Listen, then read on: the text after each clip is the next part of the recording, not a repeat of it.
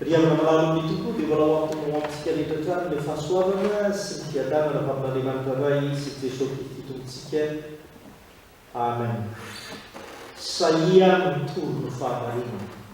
Izany indray riavako aloha hevitra manintsika tsekelina manindra ny volana jolay vaovao mentsika ity ary misaotra n'Andriamanitra izany rehetrarehetra izany. Zavatra tsy dia mahavaovao amintsika ny fivetesana izany atao hoe fahamarinana izany ary tsy aty amin'ny angonana ihany riavako no anatanterahana izany fa misehatra maro ny fiainana dia takiana ny fahamarinana ezahana mba hamarina mba hisiny fiadanana sy ny fifaliana eo amin'ny fiainan'ny olona tsirairay izany rehetrarehetra izany. Ary mazava ho azy fa araka nambarako teo riavako aty arivon'ny fiangonana dia ilaina tokoa izany fahamarinana izany ary anisan'ny fepetra iray izay takian'Andriamanitra ho amintsika mpanompony amin'ny fanompona azy izany rehetrarehetra izany. Sakia mitory ny fahamarinana. Amin'ny tian'ity riavako indreny misy fampianarana vitsivitsy nomenanao izay nalaintsika tamin'ny perikopy ny vakina tamin'ny tian'ity isaorantsika ireo mpanompon'Andriamanitra nanatanteraka izany dia Samuela faharoa toko faharoambin'ny folo ambin'ny voalohany ka hatramin'ny fahafito ambin'ny folo. Mitantara indrindra ny amin'ny fiampangana sy fahamarinana nataon'i Davida mpanjaka ka nanondrany Jehovah Andriamanitra ny mpanompony anankiray natsoina hoe Natana mba hampibaribary izany rehetrarehetra. Riavana malala amin'ilay saia mitoro ny fahamarinana. Tadidio ireo zavatra anankitelo eto. Ny Tompo Andriamanitra dia tsy mahakatony tsy fahamarinana ataon'ny olona. Ny Tompo Andriamanitra tsy mba mahakatony tsy fahamarinana ataontsika. Rehefa manao ny somarina isika eo amin'ny fiainana dia tadeo fa tsy takon'ny Tompo Andriamanitra izay hibabantsika izany. Riavana malala fomba fanaontsika olombelona no manafinafina zavatra izay hoentana manamarimarintena sy ny sisa dia hoy isika sao dia mampiady sao dia mampifanolana sy ny sisa fa avelao zany hoany fa tsy mila hambarana mahakasika ny zavatra anankiray. Ary antsika tsara fa eto amin'izao tontolo izao ary dia misy ny fomba fitenenana ho amintsika malagasy ny manao hoe ny marina rehetra dia tsy filaza foana. Saingy izao no tokony ho fantatsika riavako malala dia ity tsy mba toy izany eo anatrehan'Andriamanitra. Io Andriamanitra hivavantsika io tsy mba toy izany. Fa raha sanatria mivavaka misy tsy fahamarinana ataon'ny olona anankiray dia tsy maintsy vakian'Andriamanitra vatsilana izany. Raha misy tsy fahamarinana ataon'ny olona anankiray na amin'ny toerana inona izay heveriny fa tsy tany olona, izay heveriny fa tsisy nahafanta, izay heveriny fa ny olona rehetra ny olona ely ihany izay manatanteraka izany fahamarinana izany no manao izany dia tsy arovo famahinana izany Andriamanitra. Ary tena mamaky vatsilana izany satria ny Tompo Andriamanitra hivavantsika dia tsy mahatanty ny tsy fahamarinana izay ataontsika. Izany indrindra riavako araka ny efa nambarako teo nanondrany Jehovah Andriamanitra ny Natana akeo amin'ny Davida mpanjaka ilaza ny tsy mety nataony ary dia mibaribaritsara izany zavatra izany natombony tamin'ny tantara anankiray kanefa rehefa nandeha tokoa ny resaka ka nahatsapy Davida fa tsy mety ny natao izany olo izany araka ny voalazany dia izao teo aninan'izany namaky vatsilana ny nataony Natana dia ny hoe ianao zany,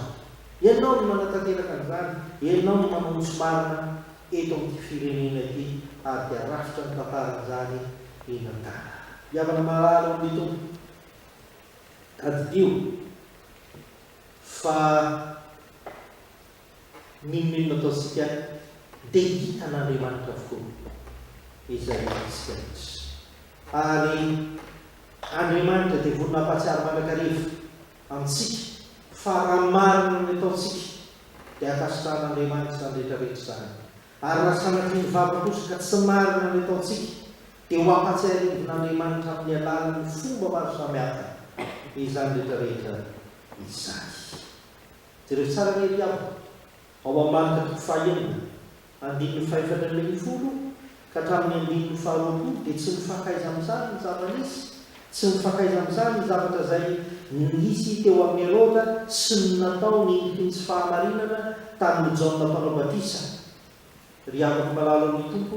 tsarovy tsara fa i Herôda dia nieritreretra fa tsisy nahita koa nitetika izay nataon'izy Herodiasa. Herodiasa izay tsy inona fa vadiny rahalahy ihany no nanam-panorina ho angingina tao anatin'izany izy ka nahaka an'izany ho vadiny taty aoriana, ary izay raha teo no nahafantarana fa i Jaona mpanao batisa dia nahafantatra n'izany adalàna rehetrarehetra izany ka dia tsy maintsy nivonoana na dia fantatra Herôda arak'izay perikeo mpanavakina tamintsika teo fa tena marina tokoa fa tena nanota Herôda sy Herodiasa ary na dia fantatra Herôda fa tsy manana heloka i Jaona mpanao batisa ka saingy noho ny filany nofo noho ny fitiavana izay niafina tao anatin'ny tsy fahamarinana dia voatery tsy maintsy namono ny Jaona mpanao batisa ihany izy arak'izany. Lesona ry avako dia tsara. Andriamanitra tsy mba mahataky ny tsy fahamarinana ataontsika. Noho izany aza manamafy ny fotsika ka hieritreritra fa tsy misy mahita na tsy misy mahafantatra ny ratsy ataontsika tsirairay avy. Ary tadidio mandrakarivo fa zava-dehibe koa ny fahaizantsika manaky izany tsy fahamarinana izany eo anatrehan'Andriamanitra satria Andriamanitra dia tsy hamela amin'izany ho amin'izao fotsiny ihany fa tsy maintsy ambaran'izany ho hita amin'ny rehetra ary anambaran'izany ho amintsika tokony andraikitra tsirairay avy. Tsarovy avy fa tsy tia am-piangonana ihany izany fa naiza misy ianao ao an-tokantrano ao eo anivon'ny firenena any amin'ny toeram-piasana sy ny hafa rehetrarehetrany ary mazava ho azy fa tia anivon'ny fiangonana dia tadideo ataony fampianarana izay barany soratra masina isika miteny ity manaova ny marina ataovy zava-dehibe eo amin'ny fiainantsika ny fahamarinana satria Andriamanitra tsy mba mahataky fa tsy maintsy hamaky-patsilan'izany tsy fahamarinana izany ny sanatria ka niaina tao anatin'izany isika. Izay ny voalohany ry avako. Andriamanitra tsy mahataky ny tsy fahamarinana izay ataontsika. Fa ny faharoa dia aza entina anararaota-pahefana ny tsy fahamarinana, ny fahefana izay nomeny tomponao aza entina anaovana tsy fahamarinana ny fahefana izay nomeny tomponao. Isan'ny tsy fahamarinana ataon'i Davida araka ny voalazantsika teo ry avako dia namono any Uriety satria nanam-pikasana araka ny vadiny izy ary dia lasa vadiny tokoa izany araka ny voalaza teo amin'ny tantara. Raha mampanjaka ny Davida dia fantatsika tsara fa maro ny mpanjaka izay nanao zavafo izany tamin'ny fotoanandro ary tsisy mahateny,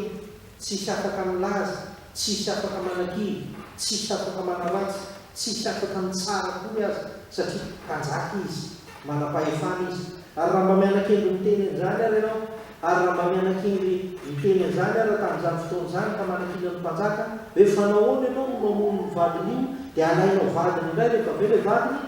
dia mazava ho azy fa famonao faty no anatin'izany rehetrarehetra izany fa saingy kosa tao anatin'izany tsy zakan'Andriamanitra izany ary tehiteny izy fa tsy mety nataonao Davida fa nampanjaka azy ianao na izao azy anonosonao mpanjaka dia tsy manaiky an'izany fa tsy mety ny fanarota-pahefana. Hoy ny andininy fahafito sy ny fahavalo amin'ny Samuela faharoa teo ry avana izay nivavika tamintsika. Izany anonosonao mpanjaka ka namonjy ianao afaka ary nomeko anao ny tranon'ny tomponao sy ny vadiny tomponao andefy mandinao sy sisa ka nahoana ny mbola nampianao izany ary nambarany mihitsy ary avaka ao amin'izany andininy fahafito sy ny fahavalo izany ary mbola tsy hoampy anao izany dia omeko bebe kokoa ianao. Izany hoe ninona ny meko anao daholo ny fahefana, meko anao daholo izay mahanofo, meko anao daholo ny zavatra rehetrarehetra ny harena sy ny fananana rehetrarehetra fa maninona ianao no manao an'izany rehetrarehetra izany ary mazava ho azy fa tezitra tamin'ny mpanjaka ny tompo ka nanafay azy araka ny toy ny tantara. Ry afaka malala aza anararaota manaovana ny tsy marina ny fahefana izay nomeny ny tompo anao satria mariny izany fahefana izany mazava ho azy ny Hérode teo hitatsika koa miava ny Hérode tanlahy fatatsika tsara izay nanaovany izay nanjoany Jaona mpanao batisa tao anatin'izany rehetrarehetra izany ary tena fatany fa tsy mety ny nataony fa saingy nataon'izany rehetrarehetra izany ary hitatsika tsara ao amin'ny Agripa ao amin'ny izay nivakina tamintsika teo ny asan'ny apôstôly 5:20 5:20 ka hatramin'ny 30 dia mbola mitovy tsisy falaka amin'izany ny fahefany Agripa izay mbola samy teneniny teo anatrehan'ny Paoly apôstôly ka nitenenany manao hoe ay ataonao famorona toy izany mampalekenao amin'ny kristianina izay midika izany hoe zany mpanjaky zany manana fahefany izany manana an'izao izay tiako anao no tiako atao ahoana no afahanao milazany fa hoe izany no hamonamona anao no ahatonga anao kristianina fa naranao tapahefana avokoa nendriky izany rehetrarehetra izany kanefa tsy eken'Andriamanitra izany manoloana an'izany rehetrarehetra izany tsy eken'Andriamanitra izany rehefa tsy fahamarinana miavaka milala amin'ny tompony ny tompony ho tsarontsika dia izao tsy misy hafamainy sika rehefa nomen'Andriamanitra fanomezam-pahasoavana ka mampiasa izany fanomezam-pahasoavana nomen'Andriamanitra tsika izany ho amin'ny tsy fahamarinana hikatsahana ny tombotsoan'ny tena manokana tsisy hafamainana dia iray azy tsy foto-kevitr'olombelona izany tsy ideolojian'olombelona izany fa tena fifandraisantsika amin'Andriamanitra tsy avelan'Andriamanitra ho hafamaintsika rehefa ny fahefana sy ny fahasoavana nomen'Andriamanitra atsika no hoentsika manarona fahefana ka amoretana ny hafa eo amin'ny fiainana taonantsika rehetra ny hafa tsarofo fa tsy hoe fahefam-panjakana ihany zany fa ianao ray aman-dreny ao tokantrano nomen'Andriamanitra zanaka ianao mba mikarakara ny zanaka be ianao zanaka io nomen'Andriamanitra ray aman-dreny ianao mba manaja ny ray aman-dreninao ve ianao mpiraitam-po io nomen'Andriamanitra mpiraitam-po ianao mba mifanaja ve nareo samy ady sy ny fanaritaka lava sy ny sisa tsy fahamarinana daholo zany ary fanomezam-pahefana fanarona-tapahefana anombana ny fahamarinana mba tsy toetra sy tsy nama tokony ho haitsika tsara zany ao aty am-piangonana sika manoloan'Andriamanitra nomen'Andriamanitra fahefana ianao nataon'Andriamanitra tokony andraikitra ny anivony sampana ianao nataon'Andriamanitra midekônina ianao nataon'Andriamanitra robolona ianao nataon'Andriamanitra grom-piangonana ianao nataon'Andriamanitra mitendry zava-maneno sy sisa sy ny sisa ianao manoloanan'ireny rehetrarehetra ireny fahasoavana nomen'Andriamanitra anao mba nikenao ve zany mba nataonao tamin'ny fahamarinana sa zay sitraponao ihany no tianao atao sa rehefa tsy mety aminao dia mijanona ianao sa rehefa hoe misy zavatra mahapoitra anao any amin'ny hafa dia tsy mba hanao fandaminana mihitsy ianao ho amin'ny fiainam-piangonana tadidio fa tsy avelan'Andriamanitra vitavita ho azy izany rehetrarehetra izany hitatsika tsara ny avako nanjohan'i Davida na dia Jehovah-Andriamanitra aza no mifidy azy ary na dia Jehovah-Andriamanitra raha afaka mandrara tsy manatanteraka an'izany rehetrarehetra izany dia fatatsika tsara fa nesorony Jehovah-Andriamanitra teo aminy ny aininy zany tamin'ny vadiny Oria Hitita araka ny volazantsika mbola misy toro io avako sao dia eritreritrisika fa Jehovah-Andriamanitra tika iloza be tsy zany mbola misy toro io tantara io raha mamaky tsara io Samuela faharoa toko 12 isika roa zay avako voalohany indrindra dia izao ny Tompo-Andriamanitra dia tsy mahakantiny tsy fahamarinana ataontsika no faharoa dia izao aza entina anaovana tsy fahamarinana ny fahefanany ny tomponao fa ny fahatelo farany avana dia izao miezany fona sy ny beba eo anatrehan'Andriamanitra rehefa natsapa fa nanao tsy marina ianao teo ny fiainana rehefa tanteraka avokoa ny famaizana Davida ny avana ary tena tanteraka tsakasentavana izay nampitondraina amin'ny tany zany rehetrarehetra zany dia minahagaga dia izao tsy mba nanao otrikoa Davida ka nieritreritra nanao hoe eny ary hifankahitsika sy ianao Jehovah-Andriamanitra eny ary vonona ny ady aminao za manana ny miaramila manana ny fitaovana sy ny hafa rehetrarehetra eny ary atao izay ataonao za koa ampiarika an'izany sy ny sisa sy ny sisa tsy zany no nataon'i Davida fa ny nataon'i Davida dia izao tsy tao an-tsainy mihitsy za hitsanga-pahavalo ananga-pahavalo an'Andriamanitra zany ary tsy mieritreritra ny tsy akatoan'Andriamanitra izy fa hoe voalazany andiny fahina ambin'ny folo avy ary ny fona tamin'Andriamanitra ho an'ny zaza Davida dia mifady alina sady liditra ka nato tamin'ny tany mandritra ny ala. Ry havana malalo ny tompo niza mpanompon'Andriamanitra mahatsiaro fa nisy tsy mety natao teo tena dia ny fibebahana ny tokony atao voalohany ny fifonana amin'Andriamanitra tokony atao. Izay fihetsika nasehony Davida rehetra teto dia tiany ho aminy manao hoe na dia mpanjaka aza dia maty ny fanetretena ataoko aminao zao tompo aza isorona ny ain'zaza sy ny sisa ary fantatsika tsara fa na dia nisy aza zavatra niseho teo no enon'Andriamanitra ane zany fitaraina ataony Davida zany fa raha tohizatsika satria tsy nivakiana tamin'ny farany zany zavatra teo raha tohizatsika ny Samuela faharoa toko faharoa folo dia ho hitatsika tsara fa nomen'Andriamanitra zanaka vaovao isolo amin'izany ray Davida dia Solomon no manjaka izay fantatsika loatra milaza araka izany ary haitsika tsara ihany koa iaho fa na Herôda zany dia efa nahalala tokoa fa tena hoe zavatra tena manany fahamarinana ity Jaona mpanao batisa ity ary izy tsy nety namono azy tsy nety nanafahy azy na tamin'inona na tamin'inona fa rehefa nandeha mono tokoa resy-bavy ihany Herôda dia tsy maintsy nyvonoiny i Jaona mpanao batisa tao aoriana. Ianao ny avako ny andiny faharoapolo fa Herôda natao tamin'ny Jaona satria fantany fa lehilahy marina sy masina izy ka dia niaro azy izy ary rehefa nandeha azy izy dia very hevitra be ihany ary miaino azy tamin'ny fifahafaniana izy nidikan'izany nisy any farenena natao nisy any fifonana natao fa saingy tsy mety moa zany fa tao aoriana rehefa nandeha indray fangatana sy ny sisa nataony Herodiasy dia Herodiasy taminy ny lohany Jaona mpanao batisa ny tokony hoeto aminy dia resy any izy ka dia fantatsika tsy ho voavelany amin'ny tao anatin'izany rehetrarehetra ary fantatsika tsara fa na Agripa azy dia nahalala tsara fa nitory ny fahamarinana i Paoly apôstôly fa hoy izy amin'ny andiny faraiky ny telopolo tsy manao izay tokony hahafaty na mahatonga anazy tsekory zany izany lehilahy zany indikan'izany rehavako dia izao tena hoe tsy hitako mihitsy izay ity lehilahy tsy misy tokony izay anaovana azy mampidirina amponja sy ny sisa kory zany rehetrarehetra zany endriky ny fibebahana tokoa izany rehetrarehetra izany. Rehefa malala ny tompo Andriamanitra manaky ny fibebahana ataotsika ary rehefa mibebaka isika aza mameloteloka intsony fa oneran'Andriamanitra zany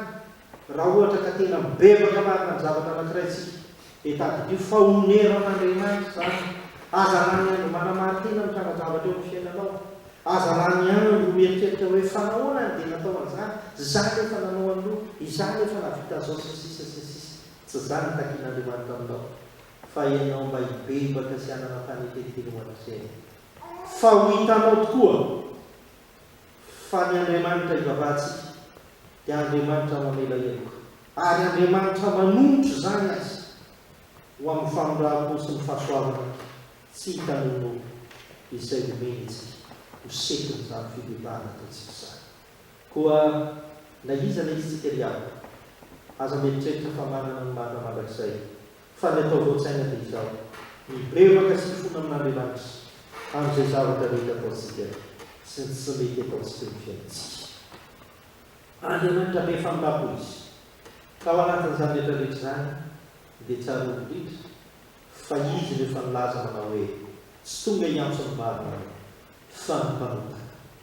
mibebaka mba ho tanterahantsika amin'Andriamanitra le zany ary indrindra mba ny fitoriana izay ataontsika rehetra mandritra n'izao volana jolay zao sy amin'ny hoavy rehetra dia fitoriana amintsika ny fahasahina ny ona ny fahamarinana koa manomboka izao ry avana dia ho fantatsika fa io tompon'Andriamanitra maniraka atsika hitolo ny filazantsara io dia tsy manaky mihitsy ary tsy mipetrapotsiny tsy mahatamty ny tsy fahamarinana ataontsika. Io tompon'Andriamanitra izay naniraka atsika io dia tsy manaiky ny fahefana izay nomeny atsika sy ny fahasoavana nomeny atsika ary ararotantsika anaovana tsy fahamarinana ary mahaiza mibebaka sy ny fona amin'ny rehefa misy ny tsy fahamarinana ataotsika.